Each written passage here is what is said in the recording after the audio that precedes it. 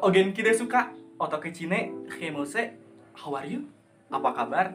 Kumaha doma? Halo sahabat oke, balik lagi bareng aku di OMG, obrolan mahasiswa gaul.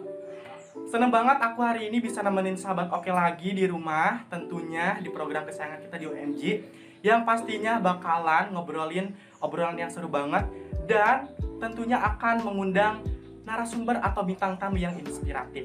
Nah, tadi aku udah opening dengan menggunakan beberapa bahasa. Semoga bahasanya benar, nggak salah ya. Kira-kira nih, dari opening tadi, sahabat oke di rumah bisa nebak nggak? Kira-kira siapa sih bintang tamu di episode kali ini? Udah bisa nebak? Daripada makin penasaran, mari kita intip profilnya yang satu ini. Check this out. Sudah bergabung bersama kita semua, Kak Nenden Servia. Halo Kak Nenden, apa kabar? Aku baik, alhamdulillah. Gimana Kak Dian kabarnya? Alhamdulillah, aku juga dalam keadaan baik dan tentunya sedang sibuk tugas-tugas kuliah. Nah, iya ya, sibuk sekali emang. Sekarang udah waktu-waktu masuk kuliah lagi ya. Semester berapa Kak Dian? Aku kebetulan sekarang semester 3, Nenden. Semester 3 itu bener-bener fase dimana tugas tuh sedang numpuk-numpuknya ya. Banget kan Nenden. Nenden sendiri sekarang semester berapa nih? Aku semester 5 sekarang ini. Cutting aku banget berarti ya, dari atas aku banget. Beda satu tingkat. Sebelum kita berbincang-bincang ke yang lebih serius nih Kak Nenden, boleh dong Kak Nenden perkenalkan diri dulu kepada sahabat oke di rumah. Oke, aku panggilnya sahabat oke ya? Sahabat oke, ya. Oke. Halo sahabat oke di rumah semuanya, selamat siang. Perkenalkan, nama aku Nenden Servia. Aku saat ini 20 tahun dan sedang duduk di bangku kuliah di Universitas Islam Negeri Sunan Gunung Jati Bandung, semester 5. Cukup ya? Boleh dong dikeluarin duta bahasanya. Iya ya. Tapi nggak akan dikira sombong kan ya? Nggak santai. Alhamdulillah saat ini dan juga tahun sebelumnya aku diamanahi untuk menjadi seorang duta bahasa. Tahun kemarin alhamdulillah aku diamanahi sebagai duta bahasa Universitas Islam Negeri Sunan Gunung Jati Bandung tahun 2019, dan di tahun ini berlanjut alhamdulillah aku diamanahi sebagai duta bahasa media sosial Jawa Barat 2020. Keren banget, tangan online sama buat Kak Nenden. Tapi ngomong-ngomong Kak Nenden, aku juga duta bahasa kebetulan. Oh, iya. Duta bahasa apa Kak Dian? Bahasa kalbu. Dari hati ke hati ya. Kalau ngobrol cuma diem, main mata, gitu aja. Bahasa kalbu ya, bahasa kalbu banget. Ngomong-ngomong nih Kak Nenden, sebelum kita ke pertanyaan yang agak serius, aku mau nanya dulu, kegiatan Kak Nenden sekarang ini apa aja sih selain tadi sibuk kuliah? Silahkan. Oke. Selain sibuk kuliah, alhamdulillah aku masih dikasih kesibukan sama Allah. Jadi ada beberapa hal yang aku kerjain khususnya di tahun ini. Yang pertama itu jadi selain aku menjabat sebagai duta bahasa, aku juga menjabat sebagai duta genre Kabupaten Bandung 2020 juga. Dan di sana kita sering tergabung ke dalam forum kelompok remaja seperti itu, membahas tentang remaja. Kesibukan aku di sana. Selain itu aku juga suka menulis dan kebetulannya juga ya, aku sedang menyusun novel. Sebetulnya novelnya sudah selesai, sedang masuk dalam proses wasunting, dan aku berharapnya akhir tahun ini bisa terbit. Jadi pas tahun baru ada novel baru juga. Itu sekali untuk kesibukan aku saat ini gitu. Aku nunggu banget terbitan bukunya, nanti aku nantikan, dan sahabat oke pastinya udah nggak sabar membaca Nenden. Produktif banget, gak kayak aku kerjaannya cuma rebahan aja. Sahabat oke contoh ya Nenden. Kesibukan. sahabat oke bisa contoh Kanenden, jangan contoh aku. Contohnya yang baik aja. Ini kalau kalian tuh suka merendah untuk sahabat oke. Jadi merendah dulu, nanti di akhir baru meroket. Nanti sombongnya di akhir. Aku udah nggak sabar banget Kanenden buat nanya-nanya nih. Aku dan tim Bandung Oke TV udah mempersiapkan beberapa pertanyaan dan kita mulai aja ya ke pertanyaan yang pertama nih. Pertanyaan mendasar. Sebenarnya aku pengen tahu dan mungkin sahabat Oke juga, sebenarnya apa sih duta bahasa itu dan fungsi dari duta bahasa itu sendiri bagaimana? Silahkan Kak. Oke, terima kasih pertanyaannya. Apa sih duta bahasa itu gitu kan ya? Dan fungsi dari duta bahasa itu sendiri kayak gimana? Mungkin kayak gitu ya? Ya. Oke, jadi duta bahasa itu sendiri, ini kita bahasnya duta bahasa Jawa Barat aja ya? Ya. Oke, jadi duta bahasa Jawa Barat itu adalah salah satu ataupun beberapa ikon pemuda yang dipilih di Jawa Barat yang punya fungsi ataupun tugas untuk menyebarluaskan bahasa. Jadi ada trigarta bahasa. Yang pertama, bahasa daerah itu pasti, bahasa Indonesia itu wajib, dan bahasa asing itu perlu. Nah, jadi fungsi dari duta bahasa sendiri itu menjaga ketiga bahasa tersebut dan menjadi ikon pemuda di Jawa Barat, khususnya bagi rekan sejawat ataupun sebaya untuk saling mengingatkan dalam melestarikan dan menggunakan bahasa secara baik dan benar kayak gitu. Untuk duta bahasa Jawa Barat sendiri itu secara resmi berada di bawah Balai Bahasa Jawa Barat. Ada bahasa asing itu perlu. Nah, tapi kebanyakan, dan aku juga tidak memungkiri, aku sendiri sudah aware atau peduli untuk menguasai bahasa asing. Namun terkadang nih, sahabat Oke ataupun aku juga kadang suka lupa. Kita mempelajari bahasa asing namun suka lupa nih sama penggunaan bahasa ibu, bahasa Indonesia yang baik dan benar. Nah itu kira-kira komentarnya, masukannya seperti apa kan Anden?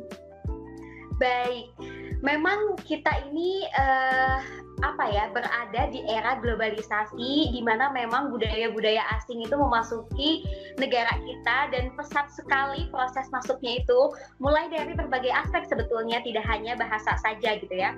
Bahkan sempat digadang-gadang bahasa Inggris itu akan menjadi bahasa resmi kedua katanya di negara kita. Soalnya banyak sekali wisatawan asing yang datang, kemudian apalagi aturan baru dari pemerintah yang membolehkan ataupun memberi izin bagi tenaga kerja dari asing untuk berada di Indonesia gitu ya. Itu pun membawa pengaruh dari bahasa asing yang lainnya gitu. Bahasa asing tidak terpaku hanya bahasa Inggris saja, tapi bahasa-bahasa yang lainnya gitu. Nah, mungkin karena adanya arus dari globalisasi ini, kemudian kita juga tidak memungkiri bahwa perkembangan teknologi dan informasi memang membutuhkan bahasa asing gitu ya. Tapi kembali lagi, sebelum kita menguasai bahasa asing, ada bahasa wajib yang tentunya harus kita gunakan di negara kita sendiri. Jangan sampai bahasa Indonesia ini yang menjadi wajib menjadi tamu di negaranya sendiri gitu, menjadi tamu yang asing di negaranya sendiri. Kita boleh berbangga bisa menguasai bahasa asing, boleh sekali, misalnya saya bisa menguasai bahasa Inggris, misalnya saya bisa menguasai bahasa Jepang, bahasa Jerman, Prancis, Arab ataupun yang lainnya, boleh sekali berbangga. Tapi untuk kegiatan-kegiatan di ruang publik, di ruang yang masih lingkupnya negara kita sendiri, utamakanlah penggunaan bahasa Indonesia, karena bahasa jadi identitas dari setiap bangsa. Dan beberapa bulan kebelakang kan kita tuh sempat diramaikan di sosial media dengan kata anjay. Itu sempat ramai banget. Nah, kira-kira pandangan Kanenden sendiri dengan kata tersebut dan fenomena tersebut kayak gimana nih Kak? Iya, baik. Ini menarik ya. Dari tadi kalian tuh bertanyanya tuh hal-hal yang sangat-sangat menarik gitu ya. Jadi aku pun antusias untuk jawabnya.